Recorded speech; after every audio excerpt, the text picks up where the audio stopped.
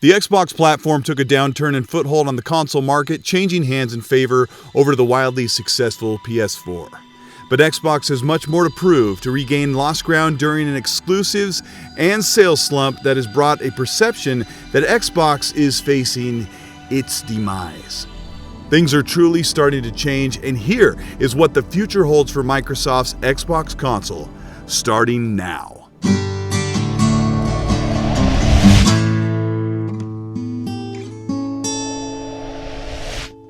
E3 2018 was a proving ground for the Xbox brand to show their intentions in a competitive console space behind the PS4 and the emerging Nintendo Switch, and a few hints of greater things to come. First, let's cover this statement. The same team that delivered unprecedented performance with Xbox One X is deep into architecting the next Xbox console. Phil Spencer made it a direct point to prove that Microsoft was not out of the console business. Just last year in 2017, he snuck in a clue that the supposed failing Xbox One had edged out their own Xbox 360 by year 4, meaning it passed the 36 million 360s sold in 2009. Now in 2018, IHS Marketing stated that Xbox One had reached over 39 million Xbox Ones sold next to PS4 at 76 million. These numbers, and it's obvious why they're not coming from Microsoft, do little for investor and stockholders for Microsoft to see such a sales gap. But regardless, the Xbox One S and the X have sold quite well and have motivated Microsoft to start developing a successor to the Xbox One.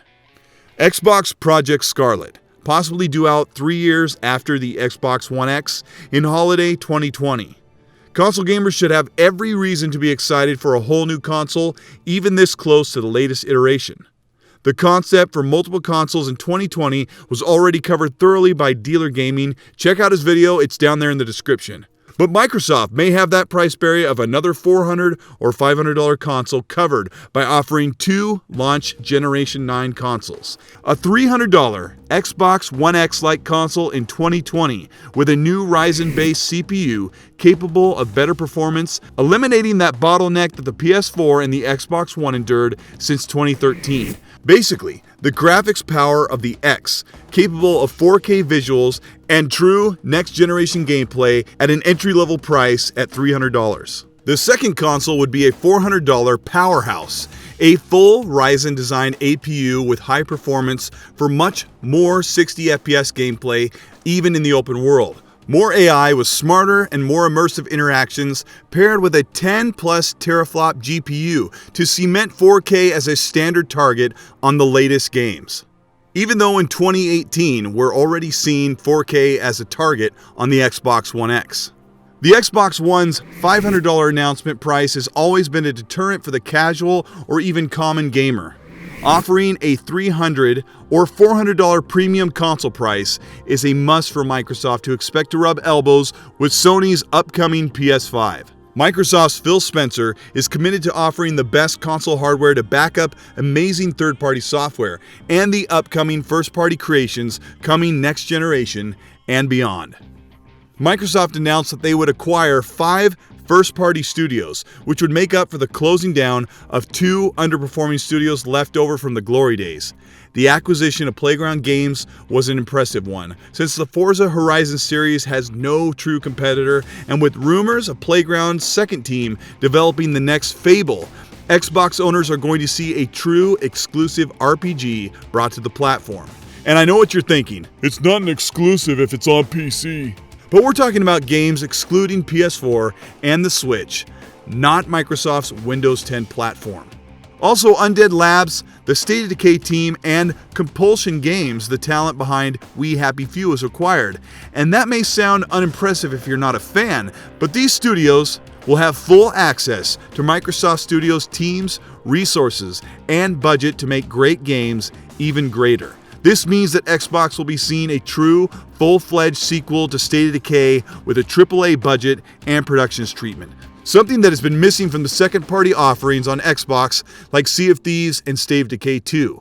The most potential for Microsoft could be from the purchase of Ninja Theory. With just 20 people, The Ninja Theory studio created the award-winning Hellblade: Senua's Sacrifice and the Xbox 360 era enslaved Odyssey to the West, with the talent of Andy Serkis bringing to life an action-adventure apocalypse game with excellent characters, storytelling, and outstanding combat.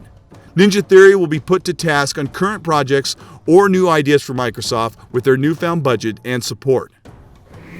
The final studio behind this so-called quadruple A team, led by the talent behind the Tomb Raider reboot and one of the world's biggest games of the decade. This team will have multiple projects, but with that pedigree and leadership, don't be surprised if we hear about that Perfect Dark reboot, with the production values and the impact that Lara Croft did back in 2013. Now, with the possibility of yet another leading top-tier console hardware going into Xbox, are we going to see new IPs on Xbox before next generation hits? Possibly. Microsoft has prepared a truly flexible and homogeneous platform, allowing games on the console, your PC, and soon other devices attached to the Xbox Live service. Microsoft believes that if you own a game, you should be able to take it with you or play wherever you want. And this is where streaming services come in. Our cloud engineers are building a game streaming network to unlock console-quality gaming on any device. PS Now is a litmus test for streaming services, but ultimately it has not panned out for Sony even after offering select PS4 titles. Microsoft is in a much more advantageous position with the Azure cloud, with millions of servers at the ready to provide high-grade gaming across the network, even powering Crackdown 3 for 2019. The Azure streaming service will offer two different experiences for gamers, but before doubters scream that Microsoft is ditching the console business or pushing the dreaded games as a service, the following advancements are additional, optional, progressive opportunities for consumers, just as Xbox Game Pass does not lock specific games behind a paywall. Now, imagine a scenario where anything available on Xbox Live can be streamed at full quality with minimal latency to your TV without a console, or to a tablet, or underpowered Windows 10 PC. Imagine signing into your Xbox Live account and your game library at a friend's, or having untethered access to all games via streaming on any supported device for a monthly fee. This is game streaming. Doesn't sound like your type of thing? Well, this is just half of the story of Microsoft's future with the Xbox, because this is an additional flexible option next to traditional physical or digitally owned or shared games locally or from the cloud. This is something that currently the competition does not offer. More and better ways to play some of the best games on console in any room, in or outside your home.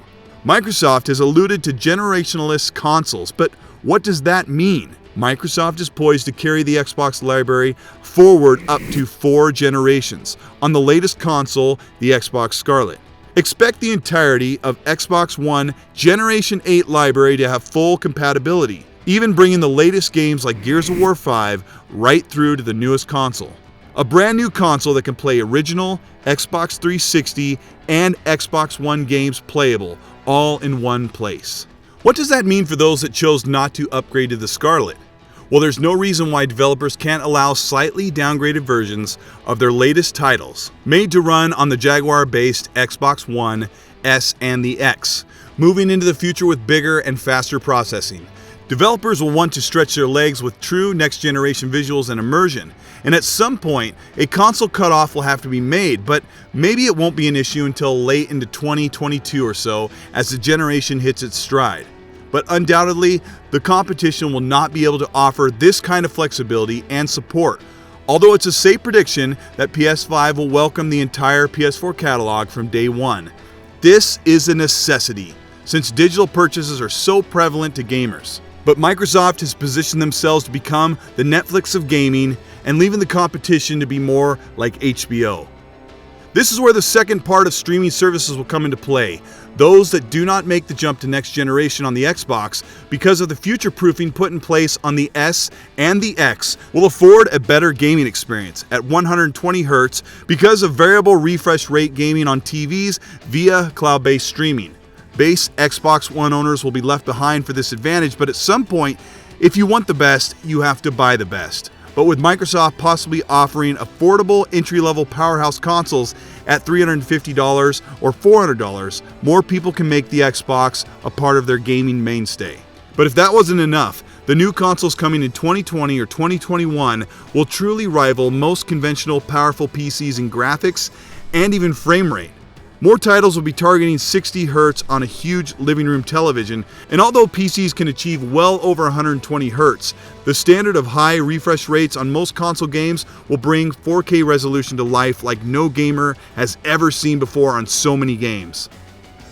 But the future of Xbox has all gamers covered, with the more powerful hardware on the horizon and cloud-supported power for those that don't want to upgrade their console, and for those that live beyond the reach of high-speed internet by location or monthly costs. They will still have that option to keep it local and buy that latest console. The industry predicts that this next generation may be the last console refresh, and we will all be streaming sometime in the late 2020s.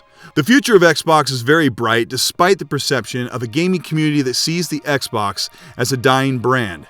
Xbox has seen some major stumbles with changing management that obviously saw the gaming division as a pet project, or not worth investing in. Those figureheads were pushed out in 2013 and another in 2016, and Microsoft is on the road to right the wrongs and give loyal Xbox gamers the top-tier experience they expect from the world's most powerful console. Gaming's best services in EA Access, backward compatibility, streaming, Play Anywhere, Mixer, and the best online gaming service on console.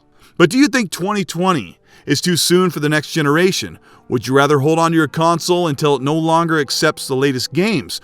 Or would you rather ditch the console upgrade loop altogether and trade it for the upgrading and rebuilding loop of PC gaming? If you're a loyal Xbox gamer with an impressive library of games, digital or on the shelf, the future is looking up for Xbox with increased support, investment, and upcoming games to be built. The only question remains, do you have enough to play until then?